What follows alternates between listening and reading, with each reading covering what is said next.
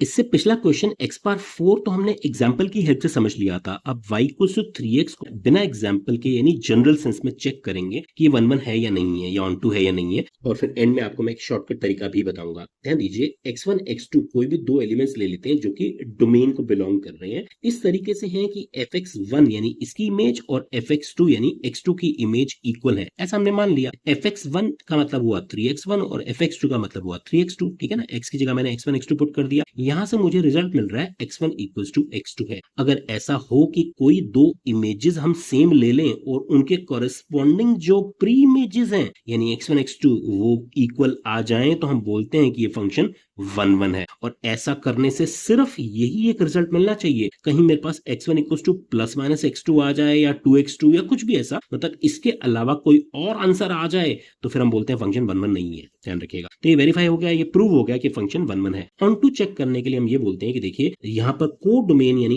R के अंदर हर एक Y के लिए कोई ना कोई X डोमेन में अवेलेबल होना चाहिए, ये डेफिनेशन है। यानी इसका रेंज और को डोमेन सेम होना चाहिए। तो देखिए यहाँ से हम X की वैल्यू अगर निकालना चाहें तो वो कितनी मिलती है, y/3। अब आप ये तो समझ रहे हैं ना कि हर एक Y के लिए जो कि R यानी को डोमेन में अवेलेबल है उसका 1/3 डेफिनेटली रियल नंबर्स में अवेलेबल होगा। ऐसा तो नहीं हो सकता ना कि कोई भी नंबर हो उसका 1/3 अवेलेबल ही नहीं है, हमेशा होगा। ठीक है, तो इसका मतलब ये ऑन टू बी होगा। इसको फर्दर समझने के लिए देखिए f ऑफ x यानी y/3 कितना आएगा, थ्राइस ऑफ x है ना हमारी डेफिनेशन, यानी थ्राइस ऑफ y/3। तो ये कितना दे रहा है मुझे, equals to y। Of course ये y ही तो होना चाहिए, तो हर y का y/3 अवेलेबल है, इसका मतलब ये फंक्शन ऑन टू हुआ। सो हमारा ऑप्शन ए करेक्ट हो गया। अब इसको करने का एक शॉर्टकट तरीका देखिए, ग्राफिकली हम बड़े इजीली बता सकते हैं कि ये फंक्शन 1 1 है या नहीं है। हम ये ग्राफ अगर प्लॉट करें तो कुछ इस तरीके से होगा, ओरिजिन से पास करेगी ये वाली लाइन। अब देखिए यहाँ पर मैं एक्स एक्सिस के पैरेलल लाइन ड्रॉ करूंगा। अब जितनी भी लाइंस आप ड्रॉ करेंगे आप देखेंगे कि कोई भी लाइन ऐसी नहीं है जो इस ग्राफ को एक से ज्यादा पॉइंट पे टच कर रही हो, नहीं कर रही ना, ठीक है। तो इसका मतलब फंक्शन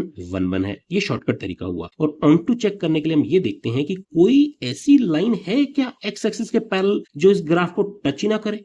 ऐसा भी नहीं होगा इस केस में, आप देख रहे हैं, क्योंकि ये इनफाइनाइटली दोनों डायरेक्शन में बढ़ाया जा सकता है। ठीक है, तो इसका मतलब ये फंक्शन ऑन टू बी हुआ। अब आप सोचेंगे कि ऐसा कब हो सकता है, जब 1 1 ऑन टू ना हो। तो आप देख सकते हैं पैराबोला का एग्जांपल लेकर के कि एक लाइन अगर मैं यहाँ पर देखूं एक्स एक्सिस के पैरेलल तो वो इसको दो पॉइंट पे टच कर रही है, इसका मतलब पैराबोला जो है आर टू आर अगर हम डिफाइन कर रहे हैं तो ये 1 1 नहीं होता है। और अगर यहाँ पर लाइन ड्रॉ कर दूं मैं, वो इस पैराबोला को कट ही नहीं कर रही है, इसका मतलब ये ऑन टू भी नहीं होता है। तो ये वाले मेथड को भी याद रखिएगा। See in the next question, take care, bye bye.